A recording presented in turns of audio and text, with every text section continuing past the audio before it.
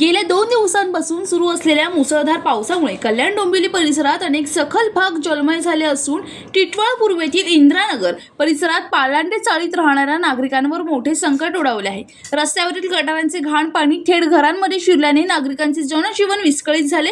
घरांमध्ये साचलेल्या घाण पाण्यामुळे अन्नधान्य, घरगुती साहित्य आणि इतर वस्तूंचे नुकसान झाले आहे।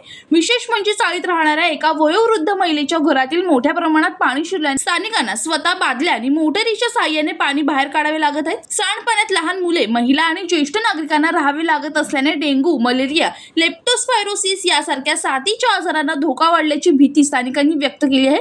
नागरिकांच्या म्हणण्यानुसार ही समस्या नवीन नसून दरवर्षी पावसाळ्यात अशीच परिस्थिती निर्माण होते। वारंवार तक्रारी करूनही केडीएमसी प्रशासनाकडून कायमस्वरूपी उपाययोजना करण्यात आलेली नाही। पुढील काही दिवस मुसळधार पावसाचा इशारा असल्याने स्थानिक नागरिकांनी तातडीने जलनिसारण व्यवस्था सुधारून या समस्येवर कायमस्वरूपीची तोडगा काढण्याची मागणी प्रशासनाकडे केली आहे।